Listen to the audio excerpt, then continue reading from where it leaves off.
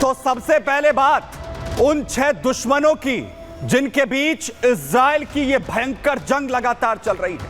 लेकिन अब इन दुश्मनों के खिलाफ आखिर कैसे इजराइल ने ठान लिया है कि अब बाय हुक और बाय क्रुक किसी भी तरह से इन 6 दुश्मनों को मिट्टी में मिला देना है, क्योंकि हमले इन की तरफ से लगातार इजराइल को जिस तरीके से किए जा रहे नुकसान पहुंचाने के लिए, उसके बाद अब इजराइल की तरफ से जबरदस्त हमले की तस्वीरें सामने आ रही हैं। सबसे पहले वो तस्वीरें मैं आपको यहां पर दिखाने जा रहा हूं कि आखिर कैसे अपने 6 दुश्मनों पर जो पलटवार है उसकी शुरुआत इजराइल ने कर दी है। देखिए गाजा पर सबसे पहले, गाजा में लगातार बमबारी की तस्वीरें आपने देखी है, लेकिन जबरदस्त हमले की तस्वीरें अब गाजा से मैं आपको दिखा रहा हूं। मिसाइल अटैक होता है यहां पर गाजा में और जबरदस्त वहां पर हमला और चारों तरफ अफरा तफरी मच जाती है।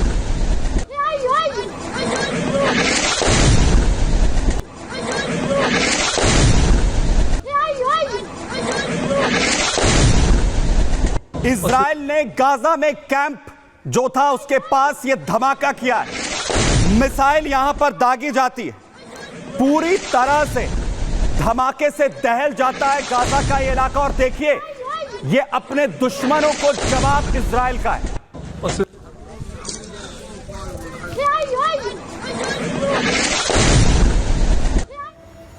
और वहीं जहां गाजा में बड़ा यह हमला किया गया है, तो वहीं दूसरी तरफ देखिए बैरूत को भी पूरी तरह से दहला दिया। बैरूत के दाहिए में जबरदस्त ये जो हमले हैं वो इजराइल की तरफ से किए जा रहे हैं।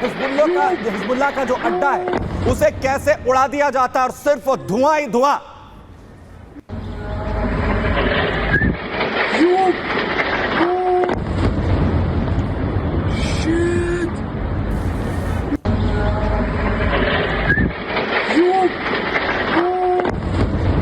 दाहिया में इस इमारत को टारगेट करते हुए प्रिसाइजली अटैक किया जाता है और चारों तरफ सिर्फ धुएं का गुबार नजर आता है।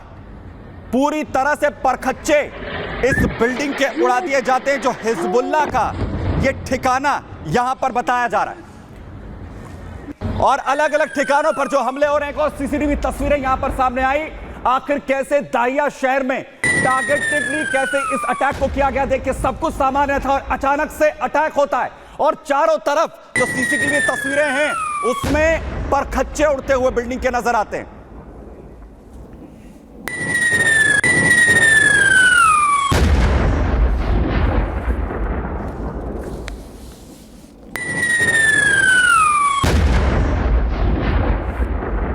तो जहां एक तरफ अपने दुश्मनों को, जो 6 दुश्मन हैं उन्हें मिट्टी में मिलाने के लिए बड़े एक्शन किए जा रहे हैं, तो वहीं दूसरी तरफ जो पलटवार हो रहा है उन्हें भी आखिर कैसे इजराइल निस्ते नाबूद कर रहा है। बड़ी अपडेट आपको युद्ध क्षेत्र से दूं, जहां आयरन डोम पूरी तरह से एक्शन में। पलटवार अगर दुश्मनों की तरफ से हो रहा है तो जवाब यहां पर मिल रहा है। हुती का हमला आईडीएफ ने नाकाम यहां पर किया गया। हुती की तरफ से जो अटैक किया था, ड्रोन अटैक, उसे आयरन डोम ने हवा में ही मार गिराया। फुल फ्रेम जरा तस्वीरें दिखाइए।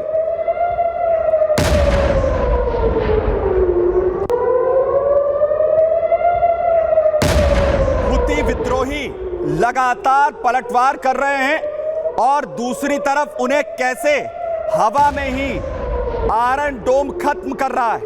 इजराइल लगातार एक तरफ एक्शन में है, बड़ी कार्रवाई कर रहा है, हमास हो, हिजबुल्लाह हो, और दूसरी तरफ पलटवार हो रहा है तो उन्हें कैसे उड़ा रहा है।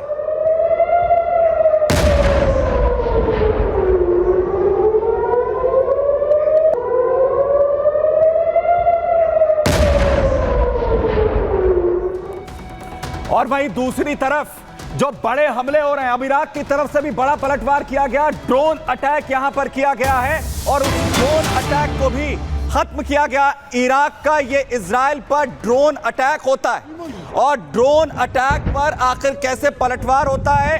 खतरनाक इराक की तरफ से ये ड्रोन हमला और आईडीएफ ने इसे हवा में ही ढेर कर दिया। इजरायली नेवी ने दरअसल ये पूरा एक्शन लिया और देखिए कैसे हवा में ही ये ड्रोन खत्म हो जाता है जो हमले की कोशिश इराक की ओर से हुई थी।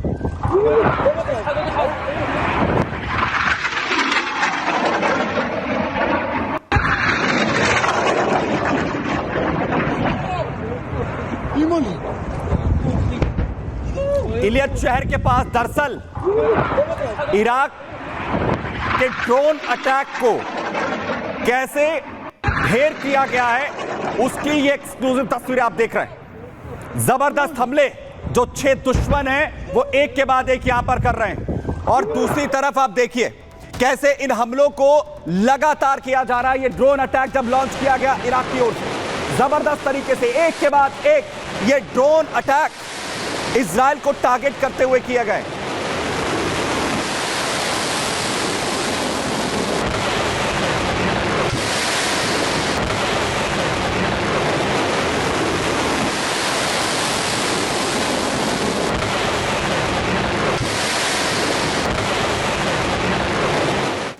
ड्रोन अटैक यहां पर इराक की ओर से हुआ तो पलटवार दूसरी तरफ आईडीएफ ने करते हुए खत्म कर दिया इस ड्रोन को। और वहीं दूसरी तरफ अब नई स्ट्रैटेजी अपनाई जा रही है इजराइल की तरफ से। हिजबुल्लाह के हथियारों का इस्तेमाल कर रही है आईडीएफ।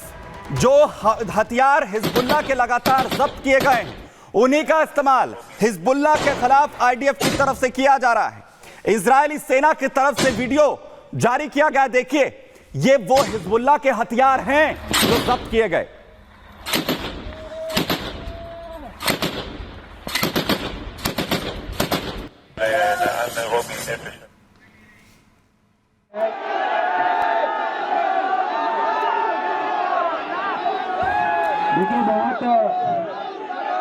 सेवा आयोग मामले को लेकर जिस तरीके से जो फैसला है वो वापस लिया गया है, और स्थितियां अभी भी पूरी तरह से तनावपूर्ण। और ये बहुत बड़ा निर्णय आप सभी। बड़ी अपडेट, यूपी लोक सेवा आयोग मामले में परीक्षा विवाद पर सूत्रों के हवाले से बड़ी खबर।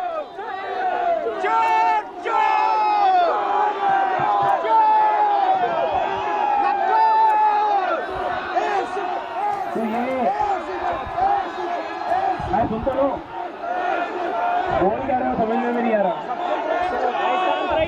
शांत रहिए। राघवेंद्र सहयोगी खबर पर जानकारी के साथ सीधा हमारे साथ यहां पर जुड़ रहे। राघवेंद्र, क्या सिचुएशन है, जरा बताइए।